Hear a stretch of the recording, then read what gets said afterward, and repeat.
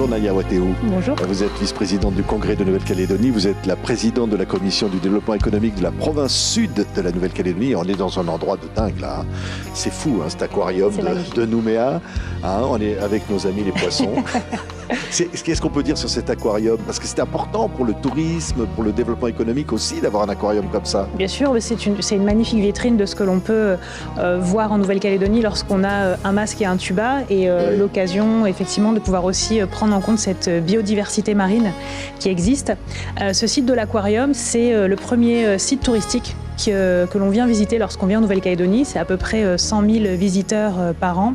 C'est aussi la possibilité de pouvoir, je le disais, voir toute la biodiversité qu'on peut avoir. Ce sont quasiment plus de 200 espèces endémiques, donc qui n'existent qu'en Nouvelle-Calédonie.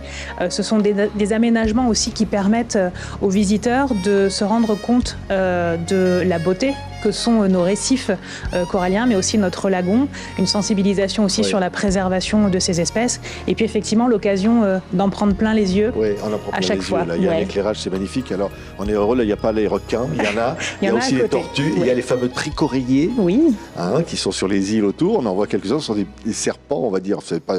J'y connais rien, hein, j'avoue que... mais c'est vrai que la Calédonie, c'est l'île la plus proche du paradis, c'est magnifique. Alors vous êtes présidente de la commission de développement économique de la province sud, et évidemment on parle de développement économique à l'orée des chemins où la Nouvelle-Calédonie peut-être va se donner un avenir institutionnel bientôt, et vous incarnez un peu cette relève politique, cette jeunesse au fond. Oui, alors je l'essaie, je pense que c'est compliqué quand on est calédonien, né dans les années 84-88, après la période des événements, de ne pas avoir une sensibilité sur la chose politique, parce qu'effectivement depuis 35 ans on est bercé par cet avenir institutionnel qui est en train de s'engager aujourd'hui. Beaucoup la voient comme une période assez sombre. Moi, je la vois plutôt de manière optimiste, avec l'occasion aussi de pouvoir apporter ce qu'il y a de mieux en Nouvelle-Calédonie, pouvoir aussi faire changer les choses et avant tout de pouvoir améliorer le quotidien des Calédoniens. Effectivement, ça passe par du développement économique, par de la sensibilisation à l'environnement, par un statut aussi qui soit pérenne, parce qu'on a besoin d'avoir un cadre réglementaire, législatif pour pouvoir se sentir protégé, accompagné, soutenu. C'est ce qu'on essaie de faire aujourd'hui. Mais il y a aussi cette réalité des Calédoniens qui est attendue, et c'est sur ça aussi où effectivement le fait d'évoluer dans un parti politique qui laisse la chance à la jeunesse, ça permet aussi de pouvoir travailler tout ce spectre des préoccupations et essayer d'apporter aussi, nous, notre contribution. Oui, parce que la Nouvelle-Calédonie, ce sont des populations, des ethnies, comme on disait, comme Dick Ukewé disait, toute ethnie confondue. C'était l'expression de Dick Ukewé, sénateur calédonien, très évidemment une des figures de l'histoire politique de la Calédonie. Mais au fond, vous incarnez ça, ce métissage, parce que je crois que votre papa est mélanésien, votre maman est métropolitaine. Il y a, oui, effectivement, le métissage en Calédonie, on ne peut pas passer à côté. Lors du dernier recensement, je crois que c'était sur les jeunes de moins de 30 ans, plus de 80% d'entre eux se définissaient comme étant métis. C'est énorme. Ça veut dire que cette génération-là, aujourd'hui, s'attend aussi à pouvoir être représentée au travers des institutions, mais aussi qu'on puisse comprendre son mode de vie, sa manière de fonctionner, et que les choses ne sont pas forcément binaires. Oui, et ça veut dire que toute cette jeunesse, c'est l'avenir, évidemment. Et évidemment, ouvre une nouvelle page. Alors, je pense aussi aux femmes, parce que je sais que vous avez organisé le Women's Forum de Nouvelle-Calédonie.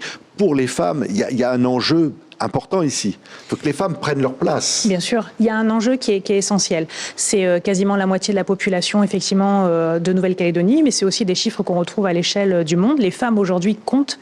Elles comptent dans l'économie aussi. Et l'objectif du Nouméa Women's Forum, c'était de pouvoir mettre en avant ces femmes calédoniennes qui ont envie de s'investir, qui ont envie de prendre aussi leur autonomie. Alors, on parle plus d'autonomie financière, c'est pour ça qu'on l'a pris sous l'angle de l'entrepreneuriat, mais c'est aussi de travailler la confiance en soi et puis se positionner aussi pleinement comme des acteurs de l'économie en Nouvelle-Calédonie. Oui, qu'est-ce qu'on attend au fond ici de la métropole? On est à 20 000 kilomètres, on est très loin, parfois on ne se sent pas compris de cette France-là.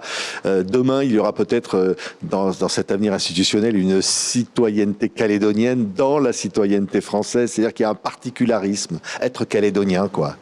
Oui, c'est un particularisme, mais j'ai plutôt envie de le voir comme être français plus, puisque les Calédoniens ont fait le choix, au travers de ces 3 référendums qui leur ont été imposés, de se positionner clairement pour un maintien de la Nouvelle-Calédonie au sein de la République. Ça veut dire que, pour nous, être français, c'est de fait, c'est naturel.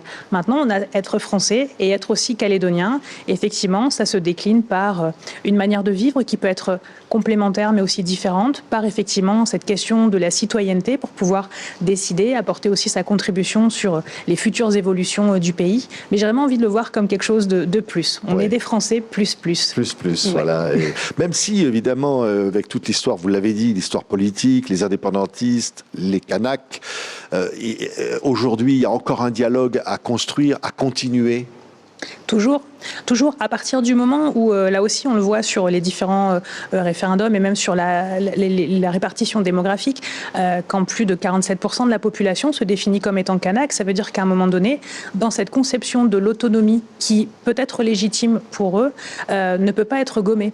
En revanche, je le dis aussi assez souvent et je le dis de manière tout à fait légitime parce que je me considère comme métisse kanak. Tous les Kanaks ne sont pas indépendantistes et à un moment donné, il faut aussi pouvoir faire entendre cette voix. C'est une idéologie qui est mise en place, mais aujourd'hui, je pense que la jeune génération notamment, et encore plus celle qui se définit comme étant métisse, a envie de passer cette question de la décolonisation, de l'autonomisation, en tout cas de la question de l'indépendance, et aller vers plus d'autonomie, mais finalement dans un cadre qui pourrait être celui de la République. Oui, c'est-à-dire à la fois se sentir chez soi, tous, et en même temps de se tourner vers l'avenir, peut-être avec moins de barrages, moins d'obstacles politiques, pendant toutes ces années, au fond, qui ont été rythmées par ces accords, parfois ces conflits, parfois des conflits violents. C'est-à-dire aujourd'hui, on peut espérer tourner une nouvelle page. Bien sûr, moi j'ai souvent tendance à dire que, parce qu'on a beaucoup parlé sur ces 20 dernières années du vivre ensemble, je pense que les Calédoniens n'ont pas attendu qu'on leur impose de vivre ensemble. Ils le faisaient déjà. Et encore une fois, le métissage est cette résultante de cette manière de vivre ensemble.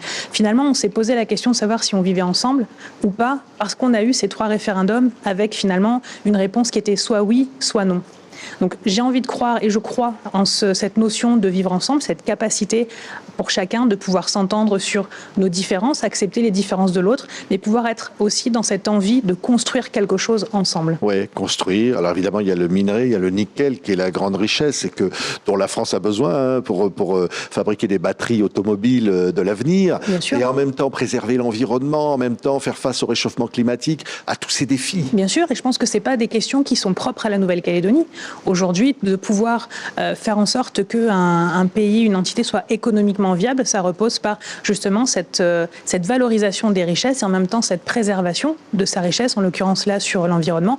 Et je pense foncièrement que le fait de pouvoir être attaché à la France nous permet aussi de pouvoir mettre en avant cette économie, la préserver, la protéger face aux menaces extérieures aussi que peut représenter la mondialisation. Et qu'aujourd'hui, finalement, notre objectif à nous, c'est de pouvoir faire en sorte de nous démarquer par ce qui fait de nous une puissance dans le Pacifique représentative de la France et en même temps de pouvoir être acteur et moteur dans cette préservation de ce qui fait cette richesse de la Nouvelle-Calédonie et en l'occurrence la biodiversité. Ouais. Et la biodiversité et le tourisme, parce que c'est vrai que vous êtes une destination, vous avez envie de dire à tous ceux qui nous écoutent, venez en Nouvelle-Calédonie. Mais oui, évidemment, oui, bien sûr. Et puis, ça fait aussi partie de la manière dont on vit cette notion de pouvoir accueillir les gens, de pouvoir aussi partager cette richesse. Moi, je suis très fière aujourd'hui d'être dans cet endroit comme l'Aquarium, ou en tout cas de pouvoir aussi partager avec, lorsqu'on rencontre des touristes qui nous posent des questions, de pouvoir mettre en avant cette richesse que l'on a aujourd'hui, cette fierté que l'on a d'avoir un lagon classé patrimoine mondial, de pouvoir partager aussi cette manière dont on vit, partager la coutume, expliquer ce qu'est la coutume, ce qu'est le geste coutumier, quelle langue on peut parler à différents endroits de la Nouvelle-Calédonie, pouvoir être fier aussi de ce qu'on peut apporter sur le plan artistique et culturel. Oui, c'est une vraie fierté. C'est la francophonie aussi. C'est faire partie de ça. La francophonie, c'est ce qui nous rassemble. Oui, c'est ça. Ce sont des valeurs aussi de partage. Oui, de partage bien sûr, et c'est là aussi où, de pouvoir associer ces différentes valeurs que peuvent représenter la République et en même temps la manière dont on vit ici. Et je parle souvent du monde kanak parce que je me sens concernée par le monde kanak, mais dans le bassin océanien aussi, il y a énormément de choses qu'on partage avec les habitants de Wallis et Futuna, avec la Polynésie française. On a des manières de se voir, de se reconnaître, de partager les choses. On parle souvent de monde visible, de monde invisible.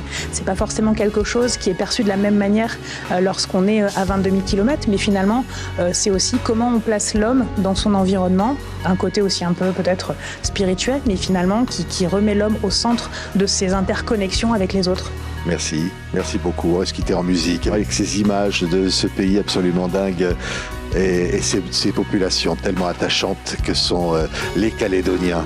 Toute ethnie confondue, je me rappelle de cette expression, qui ont vécu ici, et j'adore, et cette expression est tellement belle, ça reste l'avenir. Merci beaucoup d'avoir été notre invité. Merci.